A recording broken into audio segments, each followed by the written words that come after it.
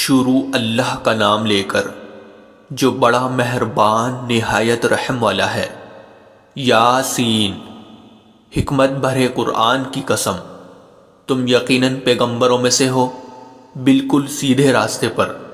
یہ قرآن اس ذات کی طرف سے اتارا جا رہا ہے جس کا اقتدار بھی کامل ہے، جس کی رحمت بھی کامل، تاکہ تم ان لوگوں کو خبردار کرو جن کے باپ داداؤں کو پہلے خبردار نہیں کیا گیا تھا، اس لیے وہ غفلت میں پڑے ہوئے ہیں۔ حقیقت یہ ہے کہ ان میں سے اکثر لوگوں کے بارے میں بات پوری ہو چکی ہے، اس لیے وہ ایمان نہیں لاتے۔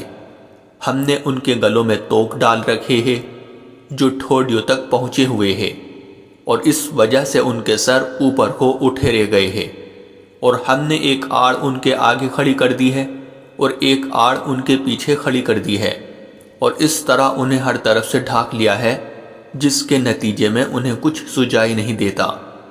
اور ان کے لیے دونوں باتیں برابر ہے، چاہے تم انہیں خبردار کرو یا خبردار نہ کرو، وہ ایمان نہیں لائے گے۔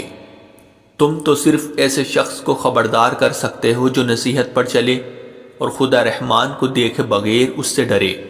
چنانچہ ایسے شخص کو تم مغفرت اور باعزت اجر کی خوشخبری سنا دو۔ یقیناً ہم ہی مردوں کو زندہ کریں گے، اور جو کچھ عمل انہوں نے آگے بھیجے ہیں ہم ان کو بھی لکھتے جاتے ہیں، اور ان کے کاموں کے جو اثرات ہیں ان کو بھی، اور ہم نے ایک واضح کتاب میں ہر چیز کا پورا احاطہ کر رکھا ہے۔ اور اے پیغمبر، تم ان کے سامنے ایک بستی والوں کی مثال پیش کرو جب ان کے پاس رسول آئے تھے۔ جب ہم نے ان کے پاس شروع میں 2 رسول بھیجے تو انہوں نے دونوں کو جھٹلا دیا، پھر ہم نے ایک تیسرے کے ذریعے ان کی تائید کی، اور ان سب نے کہا کہ یقیناً جانو ہمیں تمہارے پاس رسول بنا کر بھیجا گیا ہے۔ انہوں نے کہا تمہاری حقیقت اس کے سوا کچھ بھی نہیں ہے کہ تم ہم جیسے ہی آدمی ہو، اور خدا رحمان نے کوئی چیز نازل نہیں کی ہے، اور تم سراسر جھوٹ بول رہے ہو۔ ان رسولوں نے کہا ہمارا پروردگار خوب جانتا ہے کہ ہمیں واقعی تمہارے پاس رسول بنا کر بھیجا گیا ہے، اور ہماری ذمہ داری اس سے زیادہ نہیں ہے کہ صاف صاف پیغام پہنچا دے۔ بستی والوں نے کہا ہم نے تو تمہارے اندر نحوست محسوس کی ہے، یقین جانو اگر تم باز نہ آئے تو ہم تم پر پتھر برسائیں گے، اور ہمارے ہاتھوں تمہیں بڑی دردناک سزا ملے گی۔ رسولوں نے کہا تمہاری نحوست خود تمہارے ساتھ لگی ہوئی ہے، کیا یہ باتیں اس لیے کر رہے ہو کہ تمہیں نصیحت کی بات پہنچائی گئی ہے؟ اصل بات یہ ہے کہ تم خود حد سے گزرے ہوئے لوگ ہو۔ اور شہر کے پرلے علاقے سے ایک شخص دوڑتا ہوا آیا، اس نے کہا اے میری قوم کے لوگوں، ان رسولوں کا کہنا مان لو، ان لوگوں کا کہنا مان لو جو تم سے کوئی اجرت نہیں مانگ رہے، اور وہ صحیح راستے پر ہے۔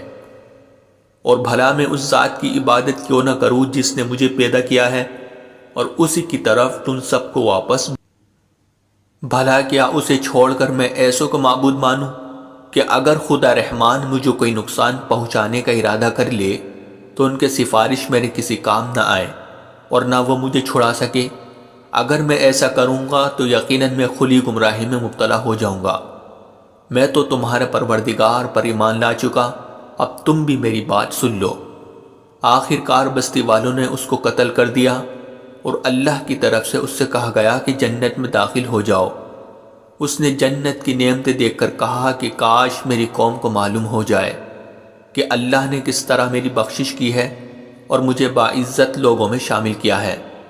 اور اس شخص کے بعد ہم نے اس کی قوم پر آسمان سے کوئی لشکر نہیں اتارا، اور نہ ہمیں اتارنے کی ضرورت تھی۔ وہ تو بس ایک ہی چنگھاڑ تھی جس سے وہ ایک دم بجھ کر رہ گئے۔ افسوس ہے ایسے بندوں کے حال پر، ان کے پاس کوئی رسول ایسا نہیں آیا جس کا وہ مذاق نہ اڑاتے رہے ہو۔ کیا انہوں نے نہیں دیکھا کہ ان سے پہلے ہم کتنی قوموں کو اس طرح ہلاک کر چکے ہیں کہ وہ ان کے پاس لوٹ کر نہیں آتے؟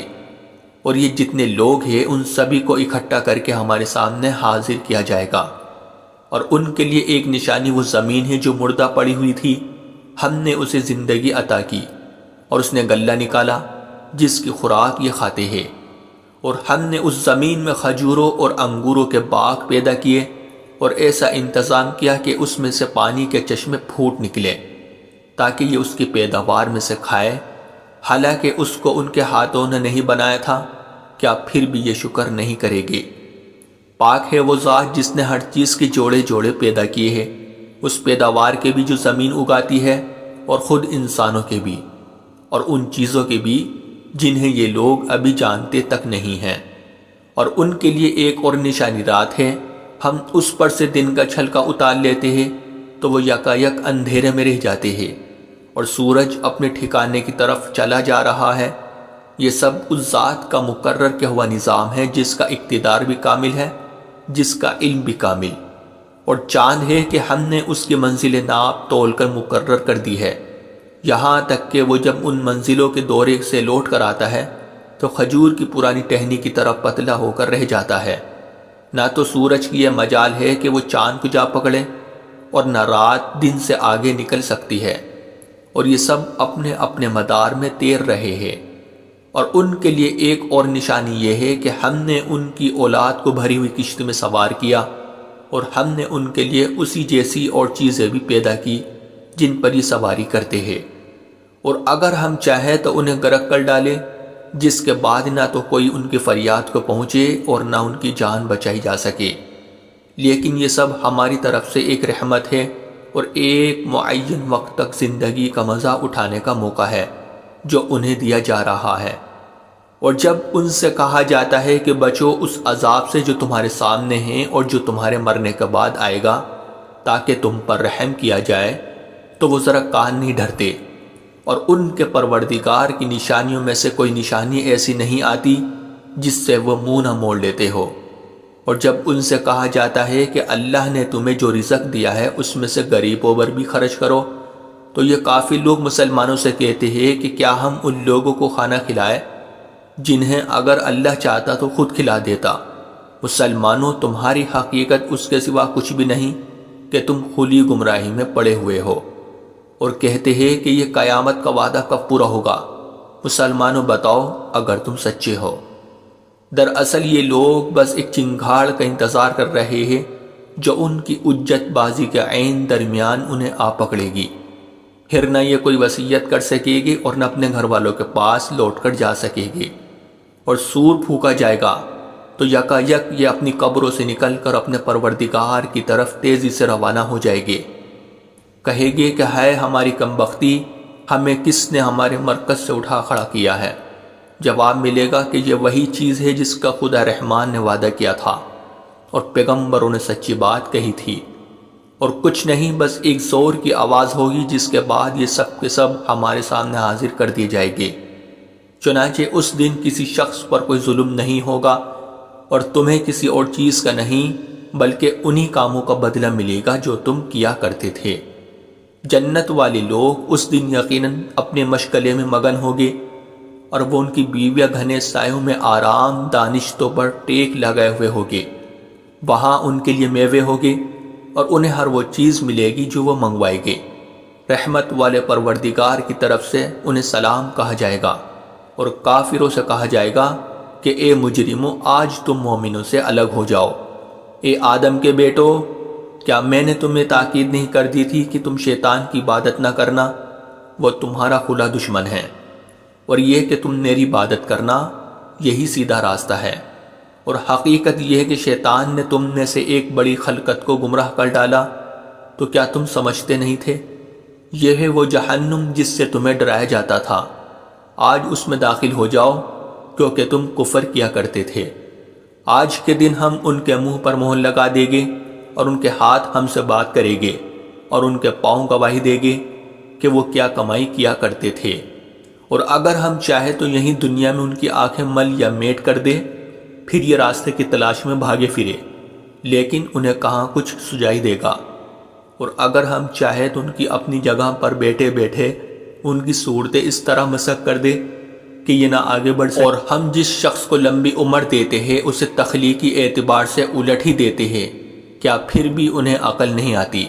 اور ہم نے اپنے ان پیغمبروں کو نہ شاعری سکھائی ہے اور نہ وہ ان کے شایان شان ہیں۔ یہ تو بس ایک نصیحت کی بات ہے، اور ایسا قرآن جو حقیقت کو کھول کھول کر بیان کرتا ہے، تاکہ ہر اس شخص کو خبردار کرے جو زندہ ہو، اور تاکہ کفر کرنے والوں پر حجت پوری ہو جائے۔ اور کیا انہوں نے یہ نہیں دیکھا کہ ہم نے اپنے ہاتھوں کی بنائی ہوئی چیزوں میں سے ان کے لیے موشی پیدا کیے اور یہ ان کے مالک بنے ہوئے ہیں، اور ہم نے ان موشیوں کو ان کے قابو میں دے دیا ہے، چنانچہ ان میں سے کچھ وہ ہیں جو ان کی سواری بنے ہوئے ہیں اور کچھ وہ ہیں جنہیں یہ کھاتے ہیں۔ نیز ان کو ان موشیوں سے اور بھی فائدہ حاصل ہوتے ہیں اور پینے کی چیزیں ملتی ہیں، کیا پھر بھی یہ شکر نہیں بجا لائے گے؟ اور انہوں نے اللہ کو چھوڑ کر اس امید پر دوسرے خدا بنا رکھے ہیں کہ انہیں ان سے مدد ملے، حالانکہ ان میں یہ طاقت ہی نہیں ہے کہ ان کی مدد کر سکے، بلکہ وہ ان کے لیے ایک ایسا مخالف لشکر بنے گے جسے قیامت میں ان کے سامنے حاضر کر لیا جائے گا۔ غرض اے پیغمبر ان کی باتیں تمہیں رنجیدہ نہ کرے، یقین جانو ہمیں سب معلوم ہے کہ کیا کچھ چھپاتے اور کیا کچھ ظاہر کرتے ہیں۔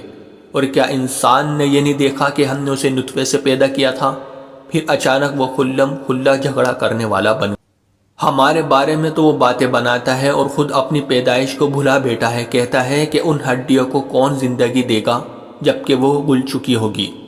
کہہ دو کہ ان کو وہی زندگی دے گا جس نے انہیں پہلی بار پیدا کیا تھا، اور وہ پیدا کرنے کا ہر کام جانتا ہے۔ وہی ہے جس نے تمہارے لیے سرسبز درخت سے آگ پیدا کر دی ہے، پھر تم ذرا سی دیر میں اس سے سلگانے کا کام لیتے ہو۔ بھلا جس ذات نے آسمانوں اور زمین کو پیدا کیا ہے، کیا وہ اس بات پر قادر نہیں ہے کہ ان جیسوں کو دوبارہ پیدا کر سکے؟ کیوں نہیں، جبکہ وہ سب کچھ پیدا کرنے کی پوری مہارت رکھتا ہے۔ اس کا معاملہ تو یہ ہے کہ جب وہ کسی چیز کا ارادہ کر لے تو صرف اتنا کہتا ہے کہ ہو جا، بس وہ ہو جاتی ہے۔ غرض پاک ہے وہ ذات جس کے ہاتھ میں ہر چیز کی حکومت ہے، اور اسی کی طرف تم سب کو آخر کار لے جایا جائے گا۔